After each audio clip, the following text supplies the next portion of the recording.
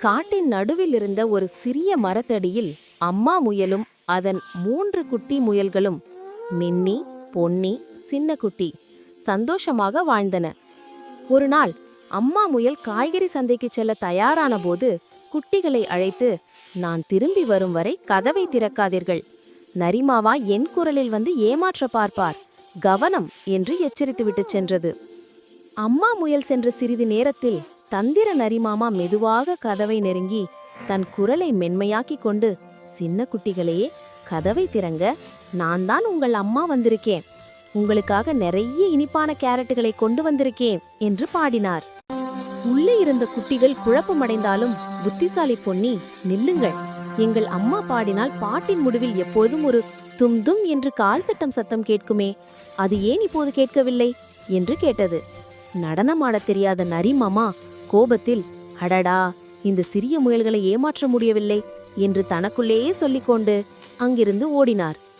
சிறிது நேரத்தில் கேரட்டுகளுடன் திரும்பி வந்த அம்மா முயலிடம் குட்டிகள் நடந்ததை சொல்ல, அவற்றின் புத்திசாலித்தனத்தை பாராட்டி, நீங்கள்தான் என் புத்திசாலி குட்டிகள் என்று கட்டி அணைத்து கேரட்டுகளை கொடுத்தது. குட்டிகள் தூம் தூம் என்று நடனமாடி அம்மாவுடன் சேர்ந்து சந்தோஷமாக கேரட்டை சாப்பிட்டன. வண்ணமயமான அந்த தோட்டத்தில் பெரிய மரம் ஒன்றில் சின்னு மின்னு என்ற 2 சிட்டுக்குருவிகள் வாய்ந்து வந்தன.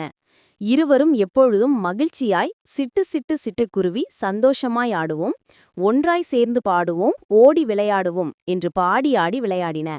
ஒரு நாள் ஒரு தந்திரமான பூனை மெல்ல மெல்ல மரத்தை நோக்கி வந்தது. அதைக் கண்ட சின்னு பயந்து நடுங்கியது. ஆனால் புத்திசாலி மின்னு, பயமில்லை நண்பா, நாம் இருவரும் ஒற்றுமையாக இருக்கிறோம், வா ஒரு திட்டம் போடுவோம் என்று சின்னுவை சமாதானப்படுத்தி மரக்கிளையில் இருந்த தண்ணீர் நிரம்பிய இலையை நோக்கி சின்னுவை அழைத்துச் சென்றது.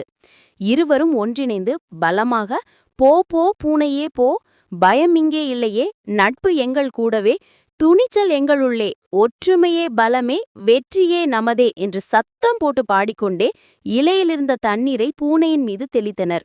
எதிர்பாராத இந்த தாக்குதலால் பூனை அலறி அடித்து கொண்டு ஓடியது. தங்கள் புத்திசலித்தனத்தால் வென்ற சின்னுவும் மின்னுவும் கட்டியணைக்க ஒற்றுமையே பலம் என்ற நீதியுடன் மீண்டும் தங்கள் பாடலை பாடி மகிழ்ந்தன. ஒரு அழகான வண்ணமயமான பூங்காவில் நமது சின்னஞ்சிறு சிரித்த முகத்துடன் இருக்கும் ரோபோவான குட்டி மகிழ்ச்சியுடன் அலைந்து கொண்டிருந்தது. அது ஒரு பெரிய பளபளப்பான சிவப்பு ஆப்பிளை கண்டது. குட்டியால் அதை தனியாக தூக்க முடியவில்லை, எவ்வளவு முயற்சி செய்தும் உருட்டக்கூட முடியவில்லை. ஆப்பிளை பார்த்து கொண்டிருக்கும் போது ஒரு சோகமான குட்டி முயல் பசியுடன் ஓரமாக அமர்ந்திருப்பதை குட்டி ரோபோ பார்த்தது. ஆப்பிளை தூக்க முடியாவிட்டாலும் அதை பகிரலாம் என்று குட்டி ரோபோ யோசித்தது. அது தன் விரலிலிருந்து ஒரு குட்டி ஒளிக்கதிரை, அதாவது லேசர் பீம் பயன்படுத்தி பெரிய ஆப்பிளை பல சிறிய துண்டுகளாக மிக நேர்த்தியாக வெட்டியது குட்டி ரோபோ. உடனடியாக அந்த ஆப்பிள் துண்டுகளை முயலுடன் பகிர்ந்து கொண்டது.